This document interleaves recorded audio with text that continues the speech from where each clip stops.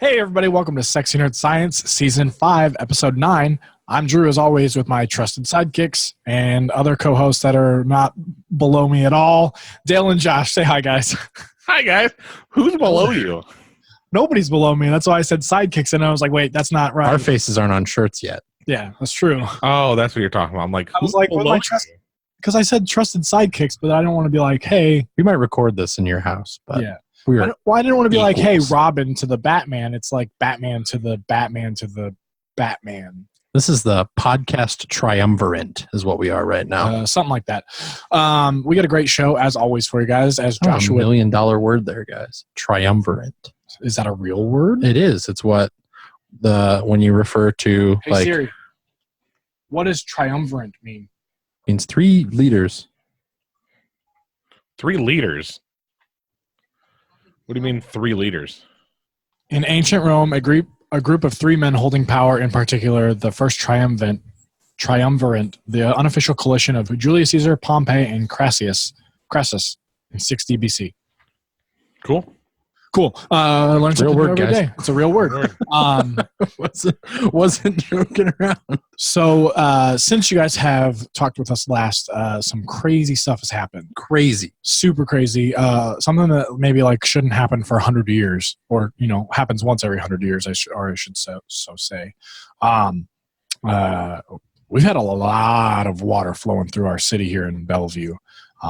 And most of other Omaha and all the other cities around rivers. Yeah, most of the surrounding area, like basically within a 200-foot radius of Omaha, is on maybe not 200 foot, like maybe a 100-mile radius of Omaha. Well, it's even out west too, like the Niobrara and stuff. Yeah, but that's like the start, right? Isn't it like pretty much? So it like that's like where it started, and it's basically been. So it's all of the Niobrara, the Elkhorn, the Platte, Missouri, and a couple other rivers that the Platte River goes through a good chunk of the U.S., doesn't it? Well, Missouri, Nebraska. Missouri does. Yeah, it goes through a good chunk of Nebraska. Yeah. And there were a lot of places that were really affected by the Platte River's flooding. And then also a lot of places affected by, like I said, the Elkhorn River, which was in Omaha, or Elkhorn. And then we've got the Missouri River down here. Yeah. That flows basically. The Niobrara is also another tributary that runs into the Missouri. So basically anything that ran into the Missouri River at some point in time basically flooded in Nebraska. Probably the worst flooding we've seen in, like Drew said, about 100 years. I mean, we had a bad flood about 2011 was the last one. So about a decade ago we had. And this is already worse than worse than that by far. It was worse in the first 24 hours than it was. I mean, the whole flooding, all the flooding together was worse in the first 24 hours than it was in 2011, the entirety of 2011's flood. However, after the 24 hours, it just kept, obviously that bar was already set high, and it just kept going higher, about 8 foot high to be exact in some places. Dad's staying with us now. His area that he was staying in, 2 like trailer courts side by side. They got literally almost to the top brim of houses that are already 3 foot off the ground. So I mean, you're looking at 8 to 10 foot in some areas. It also encompassed, at least in Bellevue, and I know there's a lot of other stuff that's been completely damaged. Fremont was basically an island. People were flying literally from Millard Airport to Fremont Airport just to get supplies in and out of town. But in our area, we had 2 of our trailer courts in basically the spot which they said wasn't supposed to flood.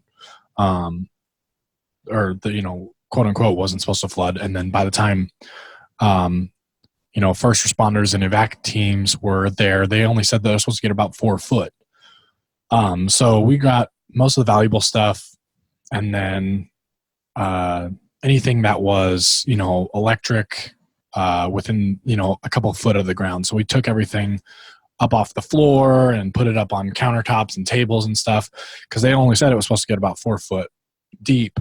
Lo and behold, that was not the case, and we've got 8 foot of water. Every house that's underwater down there has been underwater for 4 or 5 days now, and it has only subsided about 8 inches roughly. Multiple bridges were swept away in floodwaters. So basically all the major roads in and out of Omaha, north, south, east, and west, either had flooding over the road or the bridges were washed out. Going west into places like Columbus, Lincoln, Ashland. 4 of the main bridges, like out west, are just like basically disintegrated. Yep. Like, and there's also bridges. So the Niobrara River was one of the ones that flooded and took out an entire bridge. Now, like, I think people don't understand. Like, this wasn't like a wooden bridge or something like that. This was a reinforced concrete bridge that the land around it was literally eroded away and then picked up and pushed downriver. That happened several times. The interstate was closed down in multiple spots all the way from Denver to Omaha. State of emergency was declared. Right now, Nebraska Department of Transportation, or not Nebraska, the NDOT, yeah. No, it's not the Department of Transportation. It's another a group that was kind of monitoring the disaster's cost. They're looking at about $500 million in damages, up to 0.8 billion, so $700 million in damage is what they're seeing right now. I saw basically it was $1 billion flat. But I mean, that's easy to hit, in one extra town. And before we can actually ask for help from the federal government, we have to have estimates in place saying, here's how much money and damages it has caused. There's only been 3 lives lost right now, which I want to say only as in, like, thank God there's only been 3 lives. It could have been a lot worse. Yeah. One of the persons was actually killed while trying to rescue other people. He kept making multiple trips across a bridge with his tractor trailer, a big old tractor trailer, really heavy, wasn't being moved by the floodwaters and was able to kind of drive through the water. The bridge he was on after he dropped some people off onto high ground, went back to go get more, and the bridge he was on actually collapsed out from underneath him. And then his body was found later on. And there were 2 people that were stuck in Columbus that also did not get out of their home in time to escape the floodwaters. And I don't know exact cause of death for that, but they weren't able to do that. There was many people rescued from their cars via the National Guard was called out. So there's a lot of helicopter rescues. Some people, just really good citizens, were also doing what they could with fan boats and things like that to get people out. Lots of animal loss, habitat loss, food, farmland loss. Some of the things I was thinking about, and hindsight's always 20/20, but if there ever is a next time, some of the things I thought about doing were, a lot of these people are losing their homes, but on top of losing their homes, they're also losing vehicles, which are the thing that's actually more likely to get replaced by insurance of a flood than your home is. If you don't have flood insurance or anything like that, your vehicle is more apt to become be covered in the instance of that. However, one of the things I thought about just retroactively is just having, because there was about 10 hours they told us from about 1 p.m. Friday afternoon till about 11 or 12 o'clock at night before there was even water in the area. So it was about 10 hours. And I was thinking that probably could have towed cars out. If we could get somebody who had a tow truck, we could have towed those vehicles out. That way those people at least had vehicles to go by. And I understand that that's kind of one of those things where you might not be able to do that or whichever, but some of these people stayed in those areas and then had to be evacuated out at the end of it, or once water was too high. And they had issued a mandatory evacuation, and it was voluntary at first and then it was mandatory. As soon as I heard the news, we got Dad out of there as fast as we could and everything like that. But like I said, there was still 5 or 6 more hours after that. And so it's one of those things. that we were kind of, I never experienced anything like that. So ill prepared is probably the best the way to describe it. But, knowing what I know now, and hindsight always being 2020, there's things I would have probably done differently. And this how's the like food and energy, like how are you guys doing that weren't affected? So the I'm saying you weren't. I'm just more. Yeah. So right now, power has been luckily. So they even said like even if we were to have lost one of our power plants, is a nuclear power plant that's just off the river, and it was almost to flood stage. I think the water came within 3 feet of it actually being shut down. Even then, like after. If it would have been shut down and the water would have busted over that levee, there was still an additional 25 feet up before water would have actually been able to come in contact with waste and the nuclear reactor. So, I mean, that was pretty far out of reach, but they would have shut down production, which would have turned off power. However, they already had measures in place to reroute power from other groups around Nebraska that weren't affected.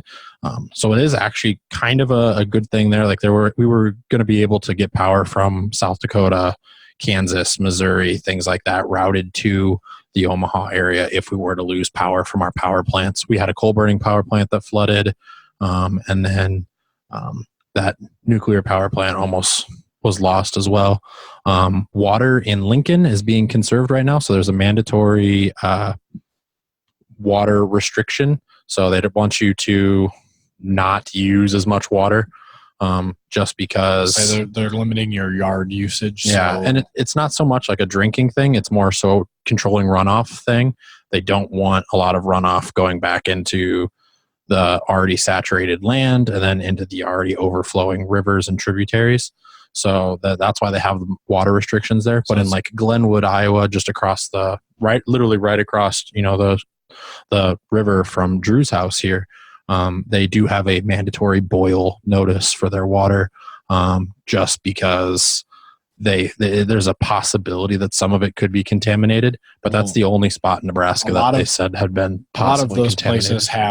A lot of those places in Glenwood have well water. Yeah, and then if you have well water, that's the other thing too. So, it's hit and miss, but the way that this thing I wanted to talk about real quick that I thought was, just crazy. So essentially, what happened was this was a bomb storm, is what they kind of referred to it as, a bomb cyclone, which is essentially the perfect weather conditions to have the light tropical storm / hurricane over land. So it kind of started in the Denver, Colorado area as a huge snowstorm, but hit a really warm, wet pocket of air over Nebraska, which turned from water to freezing rain or from snow to freezing rain to just water. On top of that, we had a perfect storm of about 30 to even in some cases, like 50 inches of snow in some spots. Well, over the course of the last 3 months, I think we've gotten close to that. So. Yeah, but so there were some places in Nebraska that had just huge amounts of snow, and then further upstream that had huge amounts of snow, that with the water pouring down on top of that, then came massive melting of all the snow as well. So it was just an unprecedented amount of water all at the same time that came down. The Corps of Engineers and people that are responsible for maintaining floodplains on the Missouri River couldn't keep up, just because there's no possible way to keep up in that situation. Well, and the other thing with that is at that point you had, and part of the reason why bridges came down is because, there's a lot of standing water that becomes, sheets of ice that then have moved because of this water. Yep. So they move out of their stationary, standing water spots and end up getting into the river stream. And then those break up and become large, basically wrecking balls for the bridges and levees and everything. Lots of homes damaged from ice literally crashing through brick walls. So there are a lot of people, when you could see, what was in their house after some of the water went away, like it's just big chunks of ice that were just floated in, came through windows, walls, wood, things like that, and then were just deposited left over in, yards. So this is an unprecedented thing. The storm How like glaciers work. a number of storms have come and gone that have produced similar results, but nothing quite like this storm that we had, plus the snowfall we had, or the snow we already had on the ground, plus the warmer temperatures that all melted everything overnight. It was just a perfect storm of conditions. What did we have? We had like 10 inches here. Here in Omaha, there was... Well, and just in my yard, we had like 10 inches in our yard, and within 24 hours of that rain, it was gone. Yeah. Like all of it. Yeah, on average, there was 30 inches of snowfall in Omaha that were just gone. And we were running out of place to put snow. Like, I think that was the other problem, too. It was so cold for so long, and none of the snow was melting, that, like, businesses were piling snow up in certain places, taking entire parking lots full of snow. I'll say that one right at the end of Main Street, or at the end of Hancock Street, was still has snow, and it's 5 days after the rain. And it's been 60 degrees the last 3 days. Yeah, it's been 60 degrees, and there's still a 4-foot pile of snow, which gives you a kind of an idea that snow pile was almost that entire parking lot, which Dale doesn't understand, or no, obviously we don't have nobody's seeing this, yeah. But I mean, it was probably a 30 stall parking spot. No businesses like immediately right next to it, and that pile was tractor trailer high almost throughout the entire thing. Yep. Because they were just taking the snow from the street and piling it there, because you can't run 5 foot deep of snow. You're losing an entire parking lane at that point. When I worked at the airport, we had similar things there. They would literally take it all, and if they couldn't spit it out, they would just pick it all up into big piles and then just dump it off into like an area that's still there to this day. Just every single time there's a snow, they dump the snow there because they have nowhere else to put it because it gets so high. Yeah, it was definitely something that, and I think the questions that are raised now are, what are we going to do going forward? Cleanup efforts still haven't necessarily started. Yeah. In a lot of places, there's still floodwater covering a lot of these places. Major roads are still closed. I-29 is closed from most of Omaha, or from most of Sioux City, Iowa, all the way to about St. Joseph, Missouri. There's very little of it in between Bellevue and Council Bluffs that's open northbound. That's it. The rest of it, all the way southbound, is all closed, because that's, I guess, that's the side closest to the river. It's closest to the river, but it's also the elevation of it is like 4 foot like lower in elevation. So just the way that they routed that, I mean, Dale was actually here in the 2011 flood we had. Yeah. Really?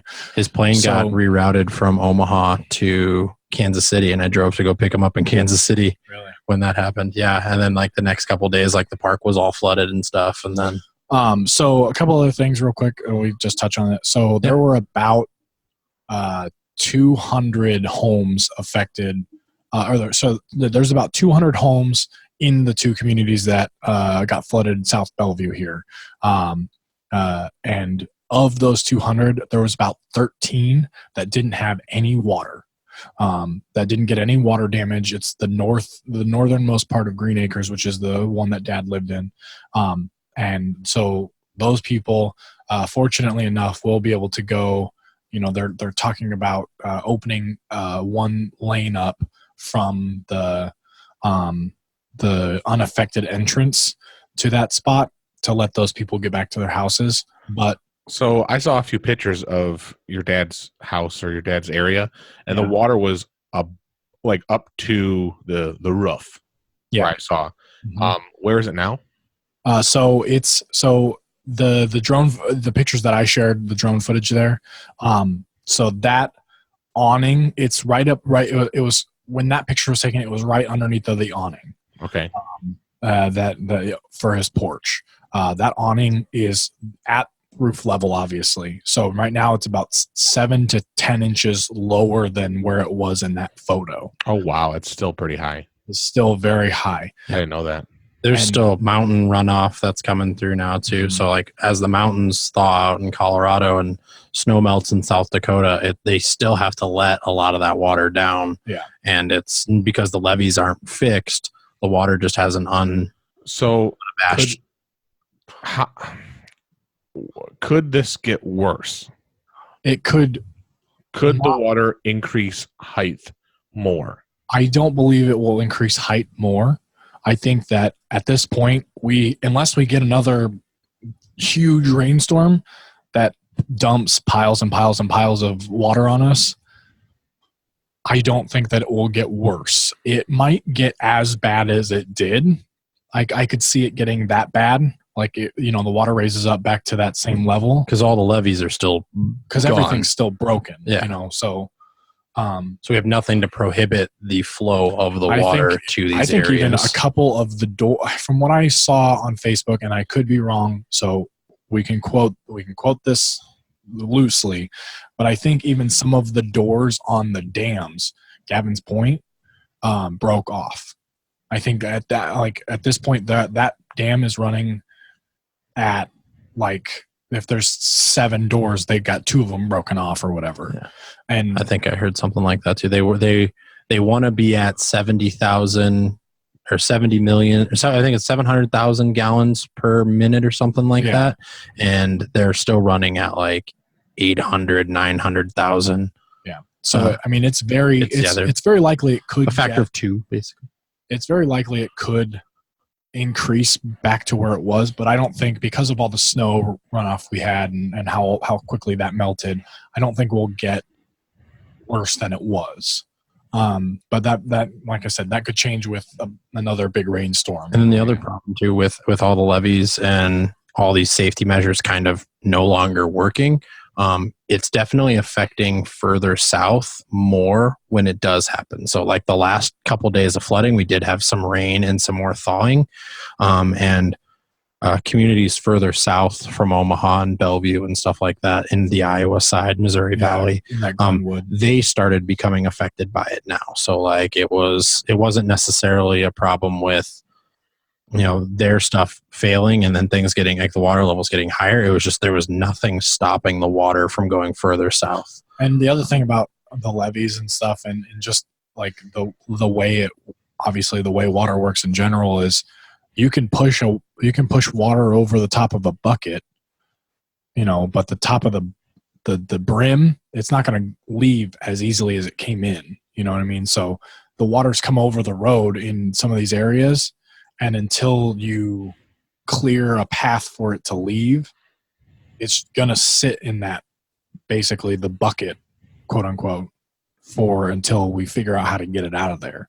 Yeah. Because all the trailer park and everything like Dad's doesn't really have much of a drainage system, because it's not supposed to be in a flood area. Yeah, basically all the levees upstream from it had to have broken. I think there was a total of 7 that they said that had to break or be breached essentially by the rising water to then get over the road into the area where Drew's dad was at.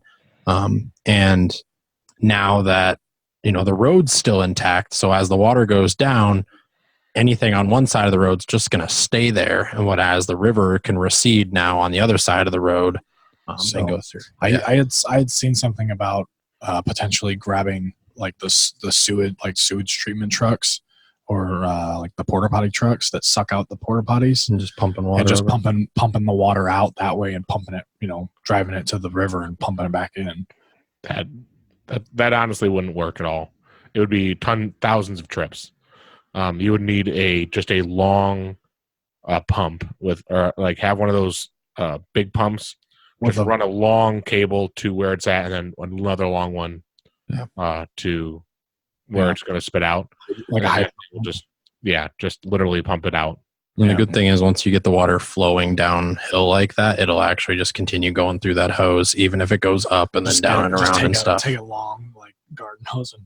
That is one nice thing about using hoses to pump water. I mean, I know we're a science podcast here, but that is something that, so long as the bottom of the hose is below the level of the top of the hose, you can make it do all sorts of stuff in between, and it's not going to impede the flow of water out the way. So long as the end has water coming out of it fluidly and it's below where the water is coming into it, you're fine. You don't even need a pump at that point in time. But anyway, so basically what we're getting at is thoughts and prayers for everybody who was affected. Yeah. And there's tons of places you can go to seek help if you are displaced by the floods. 211 in Nebraska is a number you can call, and it gives you links to all these places where you can get help if you are affected by the flooding. And then 511s where you can go to see road conditions, if your travel is going to be impacted. And then there's plenty of donation sites for people that need immediate donations. And the thing I can't stress enough is, yes, right now this is going to be categorized to what do people need right now for the next day, for the next 2 days, versus what do people need for the next few months, versus what are people going to need for the next few years. And I think a lot of people are like, oh, well, I want to get the monthly stuff, the yearly stuff. I've got clothes that I need to donate. Like, let me donate all these clothes. For the most part, like, that's not something I need. You need water, toiletries. I mean, quick disposable things that people need to use every day. So those are the first priority. How are the stores like Walmart and whatnot? All the stores are well stocked. They've had a lot of good communication as far as when they get new water in and everything like that. Nebraska's done a really good job. So Hy-Vee is a local Nebraska all the Hy-Vees operating in Nebraska are locally owned. They've actually done a lot to donate water and supplies to people. I think that as a community, Nebraska, I know it sounds really bad, but there's a lot of a reoccurring message going around along Facebook for a lot of my friends is that this isn't a national news covering thing. There's not a whole lot of stuff on local news organizations from anywhere outside of Nebraska that are covering this. It is a disaster zone right now. But Nebraska's kind of just sucking it up and hanging in tough and taking care of a lot of these things. I think Flint has some water for you if you need it. Yeah, there's one of the things I can say. There hasn't been a lot of looting or crime or anything like that associated. There hasn't been cases of that being reported. It just seems like the whole community is coming together as a whole to kind of help everybody else, which is a huge thing that kudos to the state for rallying. But a lot of the people in here, they're modest farmers and business owners and stuff like that are really affected by this. Just like the person who passed away, his main priority was helping other people first before helping yourself. And if we're going to leave it on a positive note, I think that's one of the things that Nebraska's doing great with. And cool. I commend the people of Nebraska. Yeah. The slogan going around is Nebraska strong or Midwest strong, depending on if you care about Iowa or not. Which we do. Which we do. So Midwest strong. I have people that I care about in Iowa, so yeah. And I don't think anybody's. Nobody's being rude about it, yeah. But it's vernacular. If people don't, there's some people who forget Iowa even exists, and there's some people who forget Nebraska exists. So the tributaries on the other side of Iowa are not nearly as flooded as the tributaries in Nebraska have been, because the storm did dissipate as it left Nebraska going into Iowa. But trying to knock it. But Missouri Valley, places like Missouri Valley Yeah. and Glenwood and Southeastern Iowa are still getting hit. So huge. We're still for sure. Real quick, we're just going to touch on this because this is our last show before it. Planet Comic Con is not this week, but the weekend of March 29th through the 31st. We're going to be in the Planet Entertainment Zone. P74 is our booth number, and we're going to be participating as Sexy Nerd Science in the do's and don'ts of podcasting in room 2504 A and B, the studio. That'll be March 29th on Friday from 4:30 to 5:20. And Dale, are you ready for your pop culture illiteracy? Sure. Yes. Not really. Wasn't on Facebook all week, so. Perfect. What actors are in the Actors Nobody Hates boardroom meeting? What? What actors are in the Actors That Nobody Hates boardroom meeting? If you were on Facebook, you'd know. I've been on Facebook this whole time, and I have no idea. Yeah. Okay, so let me get this straight. What actors are in the actors that nobody likes, nobody hates? Boardroom meeting. Boardroom. And this is a TV show? No, it's a meme. It's a meme. I haven't seen this meme. I have no idea. I am completely clueless because I'm not been on Facebook this week. I'm stuck on a TV show, and I've been catching up on that. So, What TV show? Madam Secretary. Okay, don't know any questions to ask you about that one. Yeah. Okay. So, what's the answer, Drew? It is Keanu Reeves, Terry Crews. What's the guy from Big? I can't. I know what you're talking. Tom Hanks. Tom Hanks. And, now I know what. And Robin Williams. Wait, Keanu Reeves. Everybody doesn't like. Everybody loves Keanu Reeves. Everybody loves Keanu Reeves. According to the meme. Okay, according to the meme. Google. The other guys I can get behind, but I can't get behind. So it's Keanu Reeves, Tom Hanks. He did The Matrix. Terry Crews. Terry Crews I can get behind. Tom Hanks I can get behind. Robin Williams is Picture on the Wall. Terry Crews had some pretty bad things come out about him lately. No. What was the bad things? Because if it's what I said on that one post, it's allegedly Terry Crews doesn't necessarily support same-sex parents raising kids.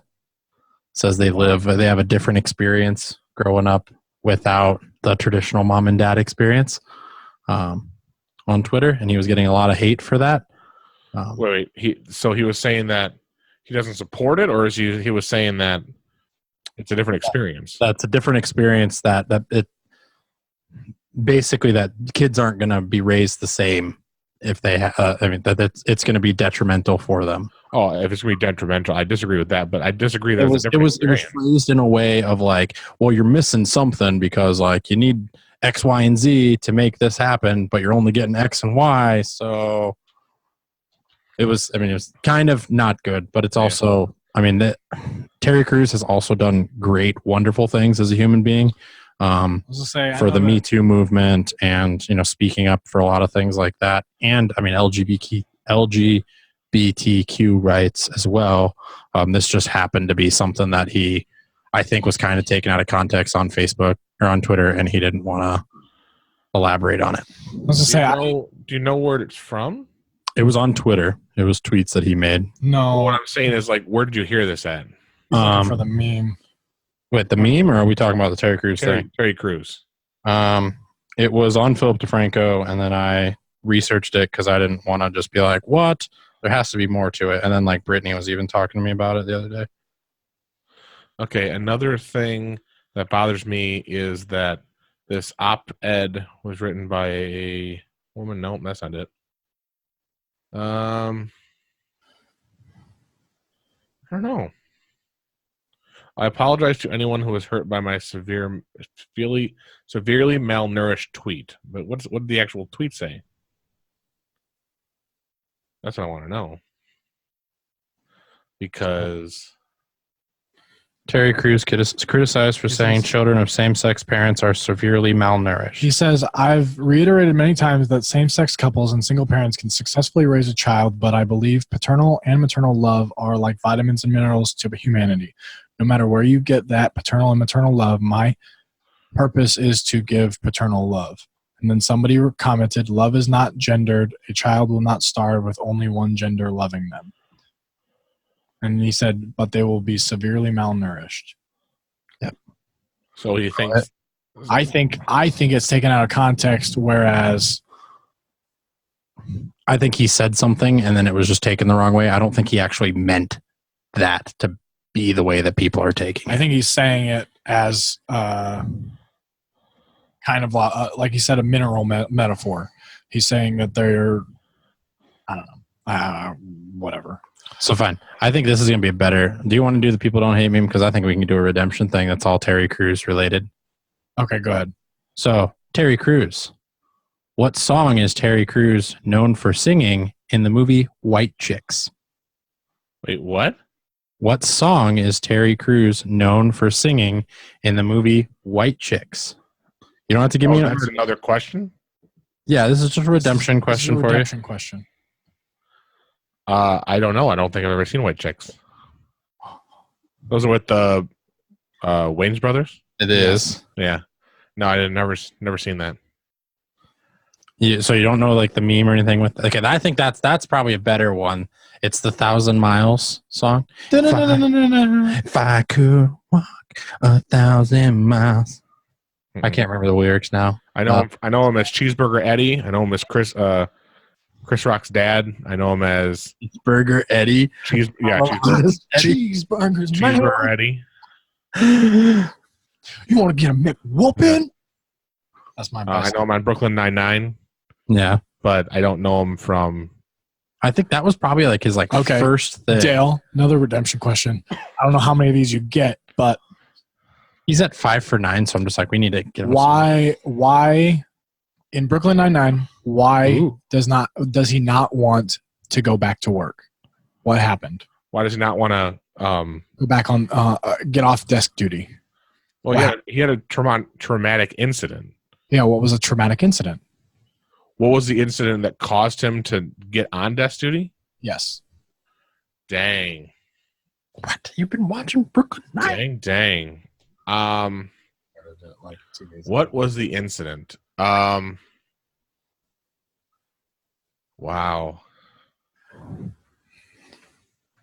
I can't remember. Dale, it's real close to my heart, okay? It's not nothing on my shirt. Sort of on my shirt. It's actually right here on this shirt.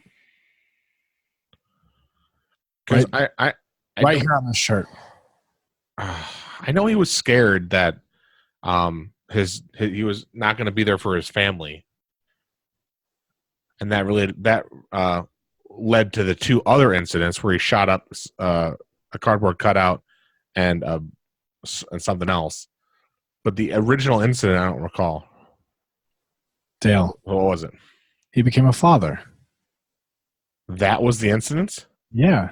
That's when because he was scared not to be there for his family. So then he got jumpy, and then he shot that cardboard cutout. And so, but the instance where he got scared was because he became a dad. Oh. Yeah. Yeah, I know he was scared for his family. I just didn't know. I'll give it to you. Let's give it to you, Dale. I'm not taking that. Fine. Well, let's move on. Drew and I have been waiting for this for a little while. I scored some Coke Zero Orange Vanilla. Smells like. You have his Coke test. You didn't put orange vanilla. Yeah. Well, because we can't really reach the keyboard, Dale. Yeah. Then move the keyboard. It definitely smells like orange and vanilla. I could do this, Dale. Do you want me to do this for the whole podcast? No. Yeah, I don't want to either. You're too tan. It makes me look white. White girls. Yeah. All right. So now here's our official taste test. You ready for the spit take? Just kidding. It's diet, or it's Coke Zero. There's no sugar. See, here's the part I love. Go ahead and continue drinking. Try it out. What I think is funny is that we're doing a taste test on an audio podcast. We can still give our opinion about it. It literally tastes like that popsicle. Yeah. It tastes just like a creamsicle? Yeah. Like an orange creamsicle? Yeah. It's pretty good. Is there any Coke flavor behind it?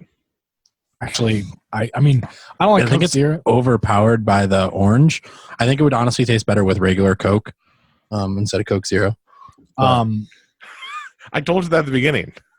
I don't drink regular Coke anymore. Don't care. Try it original and then branch out.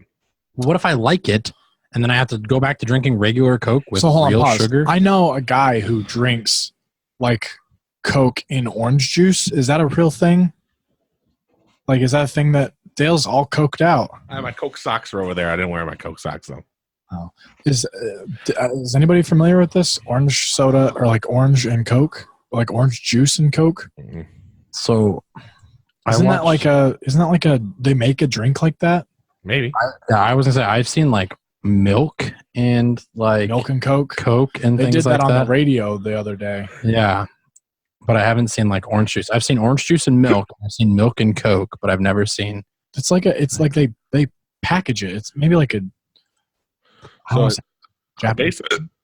Based on the internet, homemade Spezia. Spezia. There's no A, so it'd be Spezi. Spezi. Homemade Spezi. Yeah, that's the drink. The canned drink is Spezi or whatever. It's just orange juice and Coke. It's like it says Coke and orange, but a lot of people are saying that it's made with orange soda, or say it's a Coke or cola, orange soda, and a little bit of orange and or lemon juice. Interesting. Yeah. I mean, to be honest, like to American Fanta or Orange Crush. I don't know. Whatever. Coke Zero, orange vanilla. I'm gonna say it is not as good as vanilla Coke, but still pretty good actually. I would drink it. It was all right. I would like to try it in the orange or the regular Coke, not Coke Zero. I think I can still taste like the stevia or whatever the it's Truvia in there. Yeah, Truvia. So that's pretty good. Dale, where are we at with Critical Role here? Let's check it out. Dun-dun-dun. Okay, real quick while we do that, we're going to talk about Google Stadia. Josh, let's go ahead and get that. All right, so Google launched or announced kind of the idea of, we were talking about something like this similar last week with Microsoft, essentially an online streaming game system. And honestly, the only thing that I thought was remarkable about it, obviously, so streaming games has all these pros and cons. We talked about it last week. Listen to our last week's podcast.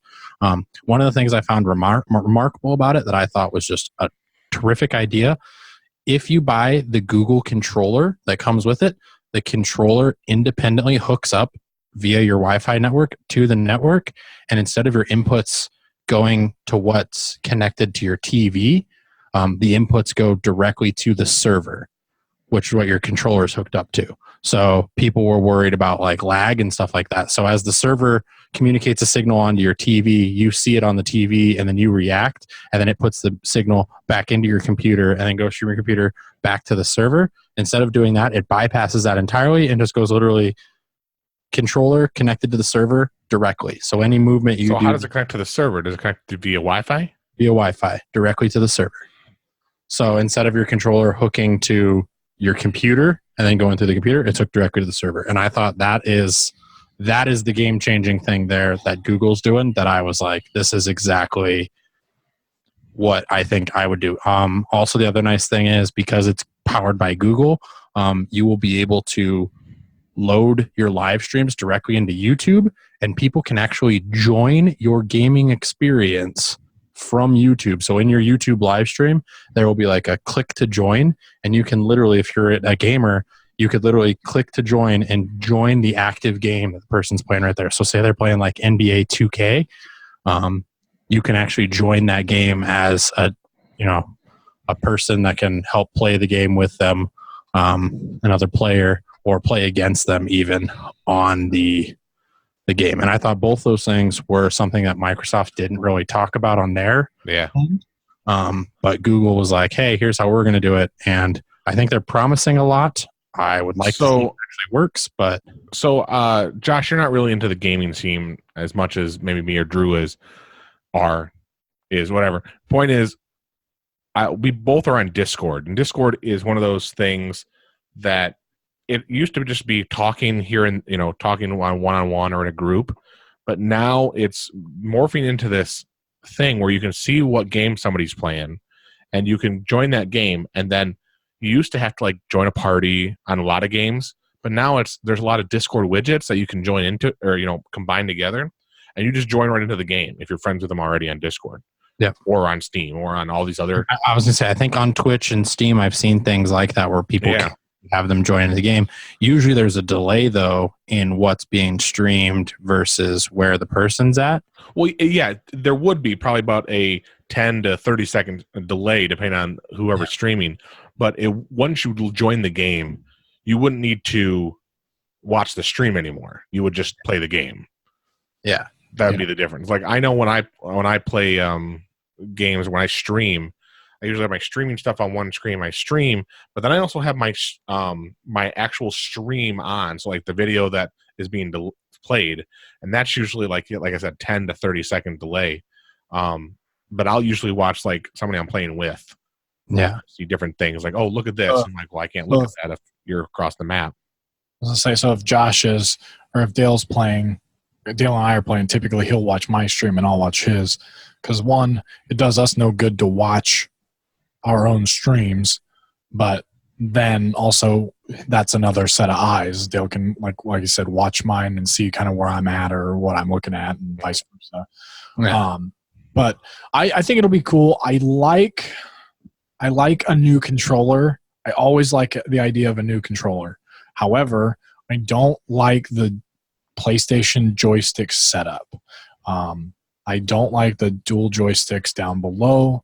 I enjoy the layout of a Xbox controller, which is also the layout of a Switch controller, or the Pro controller, the cross joystick, crossbody joystick setup, whatever we'll call it. But I'm excited to try a new controller. It looks a little wider than the Xbox controllers. So I mean, it's exciting to me, and it looks like they got it in a couple different variations right off the bat, or they will have it in a couple different variations right off the bat. Dale, it's the only thing you have to purchase for it too, which I thought, as far as equipment's concerned, we talked about this last time, like you don't have to necessarily worry about having like the fastest computer. You don't have to worry about having all these games carried with you all the time. Like you'd literally be able to stream it via Google. I assume that it'll probably be a subscription service like the Xbox Games Pass or whichever. But the nice thing is for $90, I would say probably the price point's probably gonna be right around $90 for a controller that high tech. For $90, you have a whole slew of consoles, and then your annual cost for the service is nice. It would be nice to see, like, if they had, like, instead of like a Wi-Fi, essentially just like a wireless connection to your router, so then you could hardline into your router and then have like the wireless connection directly with that. So that way you don't have to worry about like having connecting to an open Wi-Fi signal. Are you talking about like a Wi-Fi or a router dongle, basically? So essentially, yeah, like an Ethernet router dongle where you just literally plug it in, has a little antenna there, and then your input on the controller only connects to that antenna there. Yeah. Then that way you don't have to worry about, hey, everybody in my house is streaming Netflix and things like that, affecting my bandwidth. It's basically a dedicated line to your controller, Yeah, so you don't have to worry about a 2.4 gigahertz or a 5 gigahertz frequency. Yeah. I mean, it's definitely something that I'm sure that they can do, but I think, well, Dale, you're looking cool, like your quandary. The amount of information that would have to be transferred with the game is all the information within the game is not even in your house. So the input would just be almost like 8 bits of data every single time you click a button. So if you it wouldn't make any sense to make a little dongle on dedicated line. You would just hook it up to the 2.4 gigahertz Wi-Fi, and the bandwidth is so negligible almost. Well, I know some of the routers too, as you have more devices connected to them, it slows down the bandwidth for each connected device. So that's where I think we were going, is if you have a dongle that's dedicated and it's hardwired, then to the controller it would act like a hard line.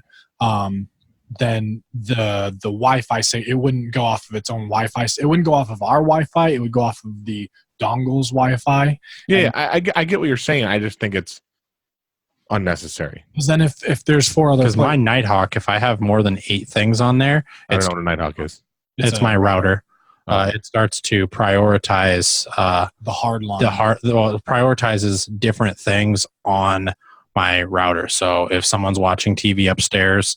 and it's not like my laptop gets top priority. I went and encoded that in, or not coded, I just marked it as top priority. But like laptop, Xbox, high priority, TVs, lower priority, cell phones, even lower priority, Roku's even lower priority than phones. So it puts the shared bandwidth amount to cap at my PC. Yeah, and that makes sense. But what I'm saying is, I believe that unless your router, for some reason, splits it up the bandwidth equally between every device, it would be almost pointless to do. Yeah. Well, but what he's saying is with things that are hardwired, there's no wireless cap there, because when I have hardline, anything that's hardline doesn't drop connectivity ever in my house. I could run all of my wireless devices and those could all drop signal, really shitty, but my hardline stuff, my computer, my Xbox or my TV, whichever I have hardlined at the time, automatically gets 100% of my speed. So you're thinking this dedicated line wouldn't drop? No, I think a dedicated line would drop. It's a lot because if it's coming off like the Ethernet cable, so it would be an Ethernet dongle that would go into that, and then that would just wireless. Only thing that would connect to that dongle via a different wireless signal would be that. That way, the dongle receives dedicated information dedicated at that speed, and then you don't run off of the Wi-Fi speed where it could potentially drop off. Where your computer might slow down, so if your computer slows down in bandwidth, but your controller does not, then what's going to happen is, you're going to essentially be moving and you're going to have lag on your screen. But I think it would be better to have the controller have faster input.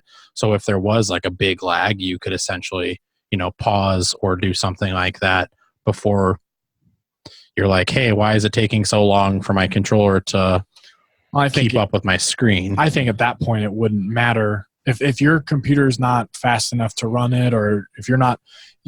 Both things would have to be hardwired, in my opinion, to make it necessary.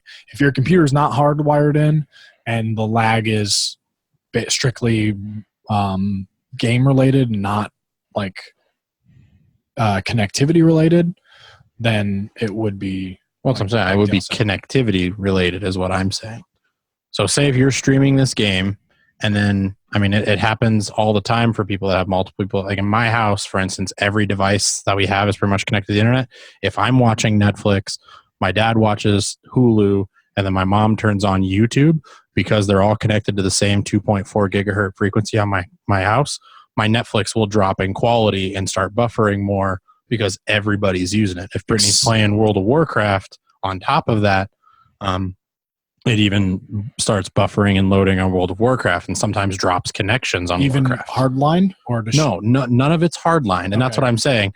Like most people aren't going to run a hardline to a computer. Most people are not going to do that as often. So but that's the thing is, if it is not hardline, if your computer's not hardline, there's no reason the controller should. So here's another example. So in the Google Stadia, it says you can do it on your phone. You connect to it on your phone. Your phone's connected to Wi-Fi. You can't hardline your phone to your Wi-Fi. So again, you'd want something. You can hardline your phone to your Wi-Fi? Yes. Okay. Well, iPhone users Wi-Fi. You can do it to your modem though. Okay, iPhone users can't, and I don't know how you're going to do it. You're using an OTG cable? Yeah. I didn't know you could actually do that on a Samsung. I would highly doubt you have an actual. But at that point, doing that, I don't think that because they're both on Wi-Fi, that hardlining the controller would be necessary, because if you're experiencing lag there, then the lag that you experience with the controller is going to mimic that same thing. Whereas, what if you can have no lag on the controller, but then have lag on the telephone? That's going to be there regardless. It's not going to matter then, because you're prioritizing stuff either way. You can either do it in the hardware way or the software way. And either way, I think it's still negligible. The game itself will stream a lot more bandwidth than the controls. Yeah. And I totally agree with that. That would be where the problem is, not the controller talking with. But if it's negligible enough to where Google thinks having a dedicated connection to the server to the controller is a big enough deal, instead of doing controller to computer to server, Well, that's slightly different because then you have to have the computer talk to it, process that data, and then send it out.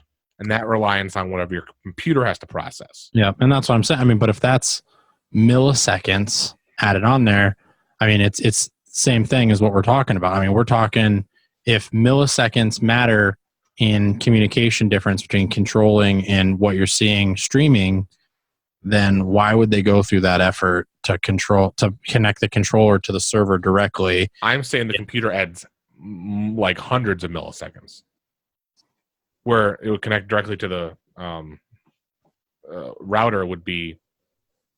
I bet if we did a speed test on a phone and a speed test on a computer right now, we would see that there's probably maybe a 0.5, so a 50 millisecond difference.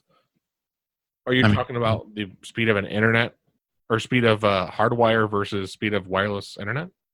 Yeah. I don't have my phone connected to the internet. So. Are you talking about connected to Wi-Fi? Yeah. Because again, like if you're playing on your phone, the ping speed of your phone compared to the ping of the controller, if there's a discrepancy there, then that's going to be a millisecond or so discrepancy in your game. Yep. So that's why I would say you'd want to reduce the control one as much as you can.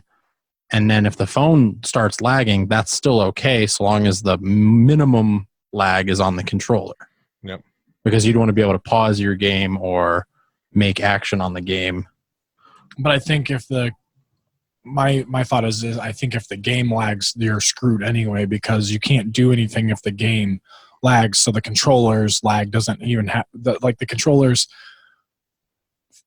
ping or the frequency or whatever. The controller's connectivity, if the screen is lagging or the phone is lagging or whatever, it doesn't matter because when your game, just correct me if I'm wrong, Dale, but when a game starts to lag, do you click faster or do you just basically stop moving until it fixes itself? Stop moving until it fixes itself. So you're not even going to use the controller until it stops fixing itself. And that's for online multiplayer games, correct? Usually. So what if you're streaming a single player game? If you're streaming Odyssey, where there's NPCs and things like that can happen. If you do have a lag, a lot of times you do pause the game. You're talking about two different things. If you're streaming a single player game, you're not connected to the internet unless you're streaming the image of your screen, which is what you would be doing in 100% of the games through Google Stadia. Yes, but it's what you're then you have multiple reasons why you're lagging with the stream. So you have a video card you have to go through. There's more things than that just simple thing. So again, I think they're trying to prioritize the controller. Why? Does the controller have the game in it? No, the controller controls the game. And the game comes from a server in California. And then projects to your TV or your source for whatever you're looking at. However the TV talks to the game, yes, that should be prioritized. Over the controller, 100%. Okay. I don't think so. There's bits compared to megabits of speed. Yeah, the data that comes from each click on a controller is way smaller. It's a 1 or 0. I am completely aware that is. Okay, so my phone connected to the Wi-Fi. Mind you, it is 3 feet away, 4 feet away. I have a 27 ping compared to a popped up a 12-second ping. So it's a factor of 2. Yeah, so 2.5. It's not too bad. So that's what I was saying. Yep. Both on speedtest.net, both showing my download speed is 94.5. This is 145. But because we're not concerned with, the data speed that you're moving a controller input to a server is going to be negligible. You would need, like you said, kilobits, megabytes per second, and you'd be just fine with controller inputs. Whereas a TV is going to need more than that. Oh yeah, a lot more. And so you would have, let's call them choke points of where you would have issues with. you would have no choke points with the modem, no choke points with the router. If you did, bad router, negligible milliseconds. That's how minimal it is. Like less than 1, I would say. It would be no different than streaming a game on the internet and PC today. In that sense, no, it wouldn't, because it's just connected to that. Yeah. You would have input lag to go through the air. That would be, again, a millisecond, if anything. Maybe 2, maybe 3, depending on little distance and whatnot. But yeah. And then all the calculated everything comes from connected to the server, wherever that may be. And so that's going to take the longest. But either way, your input via what you're going to see, you have to double that. And that's where I don't like about that. And that's why I think 5G is going to work great, because you need to send the signal to the server and have the server come back and then show you the image. Now, there's a difference between client-side information and server-side information. And that server side, with the server being the client, that's where it's going to get tricky. Because in a game like Overwatch, if you're playing where is the server and where is the client? They can't be the same device, because it's just in the Xbox terms, they're just Xboxes that you're connecting to. So with this Google thing, I'm not exactly sure what it is, but you're just connecting to these things. It's not like currently you're connecting to the Blizzard server, and then essentially but Blizzard is then the data they have to send me is I am in this area. Yeah. So when something enters my area or leaves my area, that data gets sent to me. If somebody does something, that data gets sent to me. If I do something, I send that data to them. Yeah. So they have a server, but in this case they have both. So I have to send information there. They have to play the game, and they have to connect to a server. There has to be 2 separate things. So other people with computers or other Xboxes have to talk to that server as well. They're not the same thing. Yeah. And then once they connect back to the Xbox and sends that signal. Yeah. There would be the disconnect, but it would be the same amount as you would have it in your house. Yeah. It would only be, so like I said, majority of the information would have to be sent. You're streaming the game to your computer or through your whatever. So the Xbox has to stream that information. Way more data is coming into the TV or into whatever you're watching. So I think it's probably just going to basically be electronic versions of the games, whichever for Google. Information is sent directly to the controller, and then controller, whatever you decide to stream your information to, that data is then also sent to the screen, and basically it would just talk probably independently. I mean, I guess it's. I'm going to say it adds 6 to 10 seconds of 10 milliseconds. Yeah. Which isn't, I mean, anything that we would really notice on a regular stream anyways. I just think if you want to professionally game, you're trying to knock down as many milliseconds as possible. Yeah. Yeah, but I activate my computer. Right, well, we got to move on, guys. Yeah. Oh, I apologize. Okay. No, Google Stadia. Cool. So we'll talk more about it once we learn more about it. Yeah. Critical Role is now at 29 days left to go in their Kickstarter campaign. They have raised $7.7 million, which is up $2 million since last time we talked about it. Roughly, a little over. It was 5.7, right? Sure. And they have 56K backers as opposed to 42K or something like that. So that's pretty cool.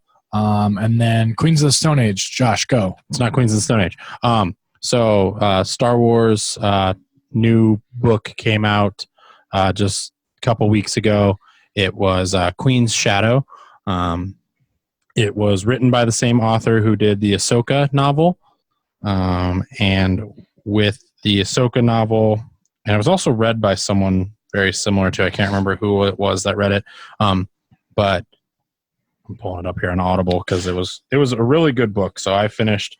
So E.K. Johnston was the author, and it was read for us by Sorry, what am I? No, you're fine. Okay.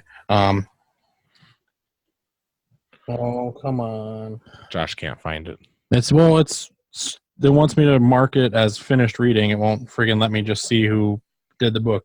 But yeah, really good. It takes place between episode 1 and episode 2, surrounding Padme Amidala, from her transition as Queen of Naboo to basically the second she stops becoming Queen of Naboo, to the election of the new Queen of Naboo, to her going to the Senate and starting her role in the Senate. So it's not a monarch? So it's really interesting. So Naboo, one of the things no, it's not too deep. I thought it was actually No, I know a lot of people. A lot of people didn't like Star Wars because it got into like space politics. But so there is a monarchy that is elected monarchs. So essentially, you have a term limit as queen that you are elected to be, and there you have sovereign rule over the entire planet. There are governors that would then consult with you, but again, the Queen of Naboo has sovereignty over the entire planet. But they also have senators that participate in the Galactic Senate as part of that part makes sense. the Republic. So I didn't mean it's too deep in like politics. I mean it was just too deep to go into for a 65-minute podcast already. We'll just cut all that Nebraska wish and stuff out of there. Yeah, that's all for sure. So yeah, talk about your thing. No, I was actually going to talk about something else along the lines of this. So I'm going to package it in with your other Star Wars nerd stuff. Keanu Reeves is on a roll for things he might be doing.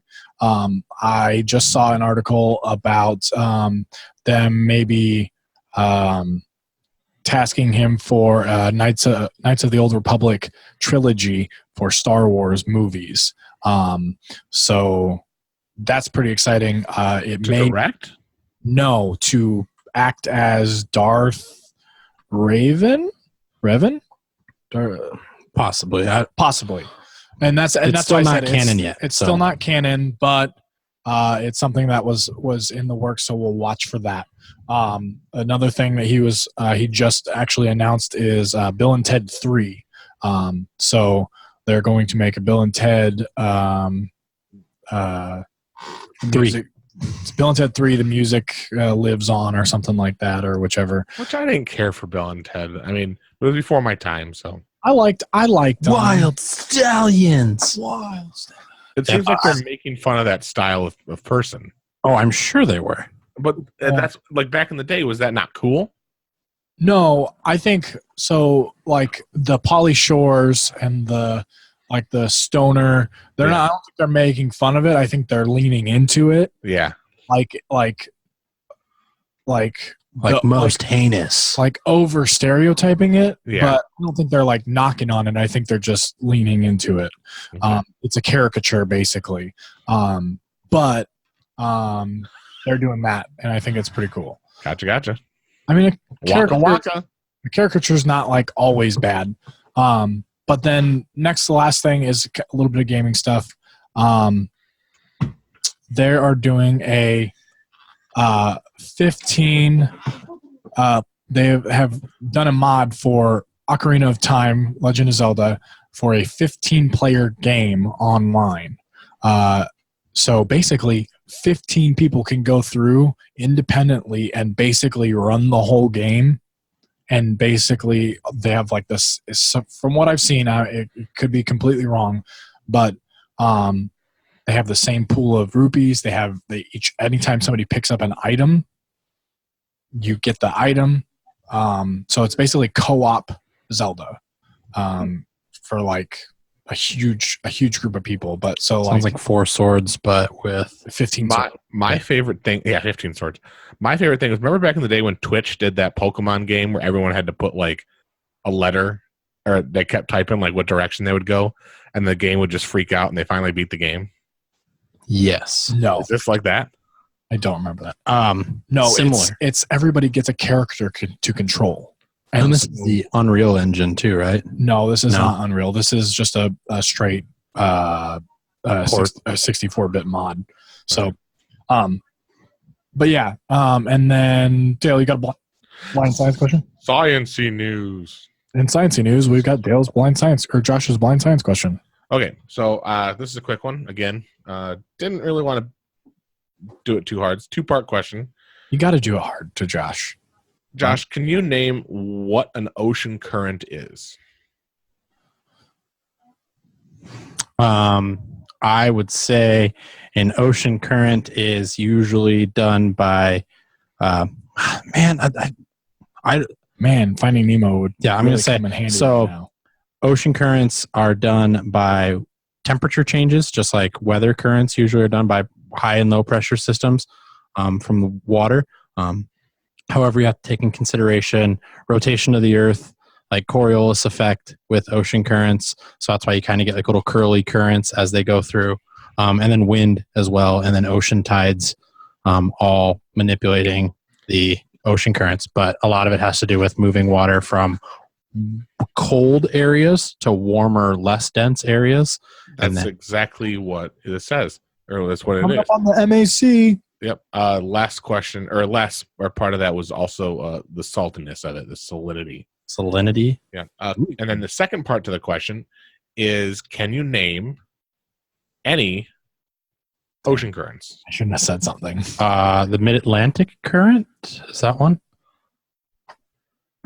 There's a lot in here. I want you to name a few if you can. Oh, I can describe where it is. It comes from the North Pole through the Atlantic Ocean, comes south, goes all the way down past the equator, and then dips down and comes back up again between the United States, Central and South America, and Africa and Europe. There's one big one that kind of convects that way that I know they say that because climate change is a thing, it's getting less aggressive, essentially.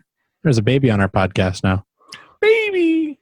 But I thought it was like the Mid-Atlantic current. Oh, man, you're right. There was the one from Finding Nemo that I can't think of the name of anymore. Nah. Well, you're good. There's a list of like a ton of different ones. The ones that are, I would say, the biggest ones are Gulf Stream, Labrador Current, North Equatorial Current, North Equatorial Countercurrent, South Ecuadorian Current, South Equatorial Countercurrent, Equatorial Countercurrent, Kyosho Current, Alaska Current, California Current. There's tons more, but you kind of the main one is what you described. So it also affects our weather. The EAC is the Eastern Australian Current. That's what it is. Eastern Australian Current.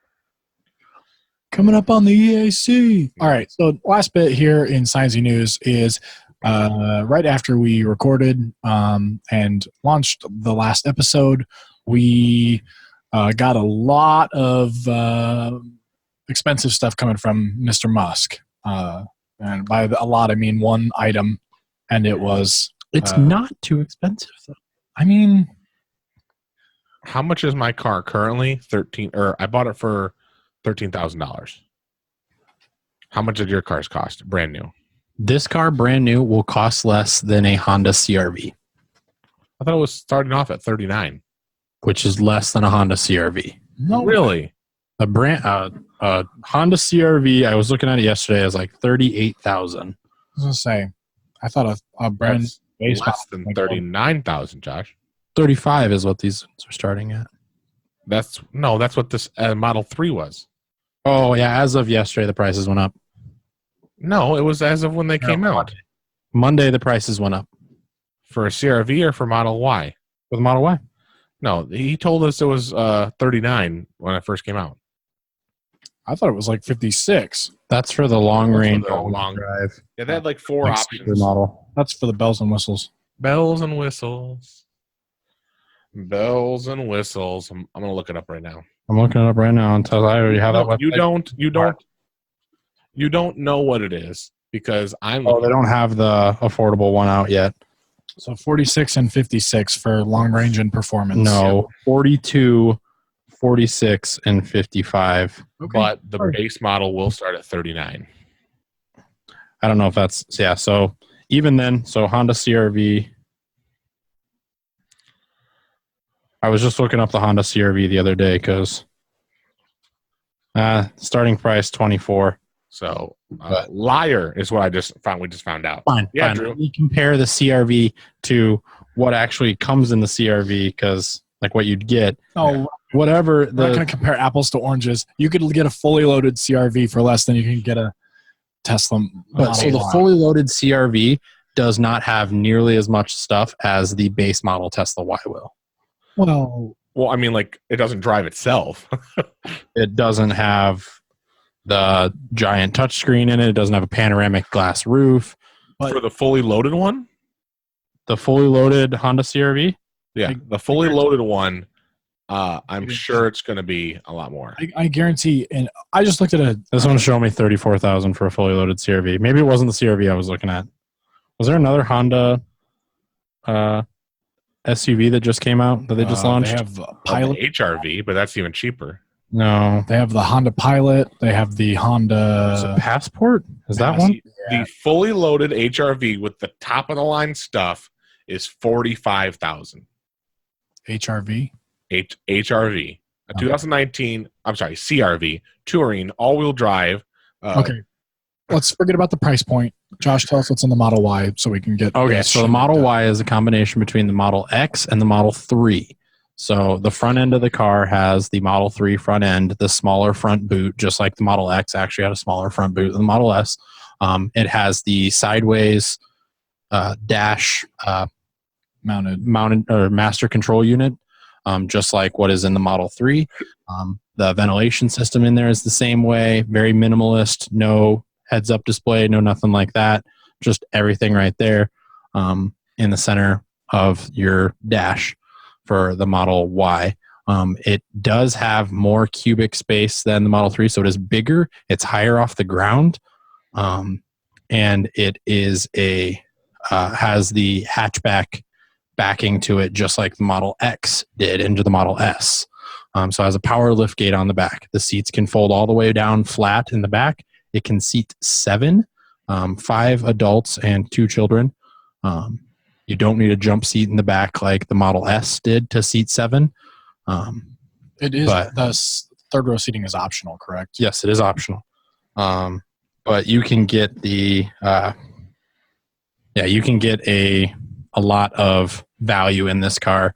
I think it's definitely a crossover. So it is supposed to be taking the space of, it's not quite a full-size SUV, but it's also like the Model X is supposed to be a full-size SUV, but it's also not a compact sedan like the Model 3 is. And it's not a luxury sedan like the Model S is. But all 4 of them together spell sexy. Was that implied? That was definitely part of the plan for like the last Model E because Ford threatened to sue the crap out of them. Yeah, that's funny.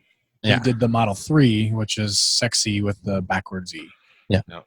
So it was, and even the Model 3 isn't even technically, so a Tesla's 3 is just the 3 lines. It's not an actual number 3. Yeah. So it still looks like Tesla T, 3 lines, X, and then Y. So it still says sexy. When he premiered the car, he showed that. So this is the sexy lineup or whatever. Exactly. And I want one. I really do. I think it's got the range that I'm looking for in a car. So 300 and I thought it was 320, 350. 380. The range one was, I think, 320. Yeah. If you do the all-wheel drive, I think it's 320. I think it is like 360 for. I had it open, but I started looking at Hondas once you guys were yelling at me. But it's reasonably priced. My Model S that I have was $55,000 when I bought it. Only had 200 miles of range. And the long range version is predicted to have 334 to 314 respectively. Yep. And so something that I noticed about the Model 3s and the Model Ys is the rear wheel drive actually has longer range than the all-wheel drive, whereas the Model S's and the Model X's, when they came out, the all-wheel drive versions had longer range, and it has to do with the drive type motors on the Model 3 and the Model Y. So the rear wheel motor is actually more efficient at moving the car than the all-wheel drive. However, with good snow tires, even a rear-wheel drive Model S 3YX is a great car in the snow and ice. So I wanted the car. I like that it has the hatchback back because that's one of my things is being able to sleep in the back of the car and load my mattress into it, whereas you couldn't do that in the Model 3. However, with the big batteries, the dual charging superchargers, you can charge the car to almost 90% in 15 minutes now. Dual charging. Yep. So it uses essentially two like double superchargers essentially. But it basically means that you can put super high amperage into it. So normally you can put like a 40 watt amperage or 40 amps in there. I think you can do 80 amps on the new ones. So yeah, it allows you to charge even faster. Nice. So I really liked the Model 3, but honestly, now that I have an S, I don't think I'd ever buy a Model 3. I might buy a better S than me, but the Model Y is something that I would say I would kind of like to go for as a possible next car. Do they have a long range X? They do. So the Model S and Model X now, they dropped the battery sizes in them now. They just have mid-range or standard range and long range. So it's essentially an 85 or an 80 kilowatt and a 100 kilowatt. The reason why they're not giving that out is because I'm pretty sure the newer long range Tesla Model S's might actually have bigger batteries than 100 kilowatts. And they're just not going to tell people that, but they're going to let you only charge up to a certain amount. It's going to improve longevity of the battery and things like that. So the long range version of the Model X, the more expensive one, is only $295. Yes, it is a bigger car too, though. Yeah. Like the Model S long range, I think is like $380. I think that was the one that, if you do the P100, not D, I think you can get up to $380 on it. The most you can get out of it is $335. Awesome. 316. Is that the P100? All it's letting me do is pick long range. Long range. Okay. If I do anything else, it decreases in value. Because technically that's the P100D now on the Model S. It's the only one they sell for the long range. But still, yeah, I think it's an awesome car. You can get your order placed for $1,000 right now. 2020, right? 2020 is when they're expected to launch the long range performance and long range versions.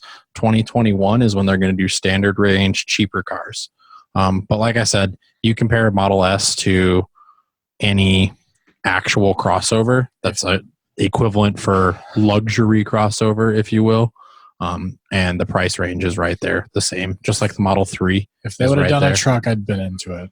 They are doing a truck. They teased the truck on the launch too as well. Did they? Yeah. So I knew that they teased the trailer. I'll have to watch the launch video.